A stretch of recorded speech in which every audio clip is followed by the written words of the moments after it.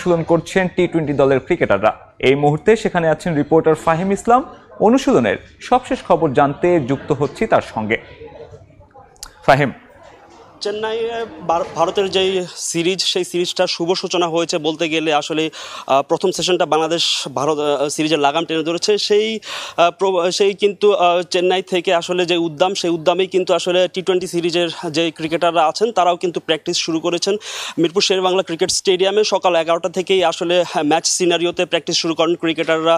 যারা আসলে টি-20 টিমের রাডারে আছেন তারাই কিন্তু আসলে প্র্যাকটিস করছেন। আসলে ম্যাচ সিনারিওতে তারা কিন্তু সকাল থেকেই নিজেদের প্র্যাকটিস শুরু করেছেন। আমরা দেখেছি যে ক্রিকেটাররা শুরুতেই অনেকেই ফিল্ডিং করেছেন এবং ফিল্ডিং করার পরেই কিন্তু তারা অনেকেই সেন্টার উইকেটে ব্যাটিং করেছেন, বড় বড় 6-4 হাঁকানোর চেষ্টা করেছেন। তারা আসলে হিটিং যেই সেই হিটিংটাই আসলে নিজেদের সানিয়ে নেওয়ার চেষ্টা করেছেন। এবং কি আমরা দেখেছি যে মাহমুদুল্লাহ রিয়াদ থেকে শুরু করে তানজিদ তামিম, তাওহিদ হৃদয় সবাই কিন্তু আসলে বিগ হিট করার চেষ্টা করেছেন। এবং সাব্বির,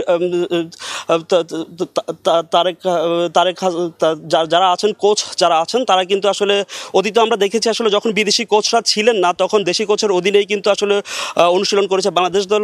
আজকেও সেম জিনিসটা ঘটেছে এবং বিদেশি কোচরা নেই, দেশি কোচের অধীনেই বাংলাদেশ দল অনুশীলন করেছে এবং এখনও অনুশীলন করছে। আপনারা দেখছেন যে এখনও আসলে অনুশীলন চলছে। পিচে এই মুহূর্তে আছেন সৌম্য সরকার এবং সাইফ হাসান। পালা বদল করে আসলে ব্যাটসম্যানরা অনুশীলন করছেন এবং কি কেউ আসলে কিন্তু থেমে নেই। যারা সেন্টার উইকেটে অনুশীলন করতে পারছেন না তারা ইনডোরে নিজেদেরকে ঝালিয়ে নিচ্ছেন। টি-20 আসলে বাংলাদেশের যদি অতীত পরিসংখ্যান বলি, টি-20তে আসলে আমাদের পরিসংখ্যানটা খুব একটা বাংলাদেশের ভালো না। যা বাংলাদেশের আর ভারতের বিপক্ষে আসলে বলতে গেলে একেবারেই নাজুক। সবশেষ যেই সিরিজটি খেলেছে সেই সিরিজে বাংলাদেশের একটা সুখদ স্মৃতি আছে। দিল্লিতে আসলে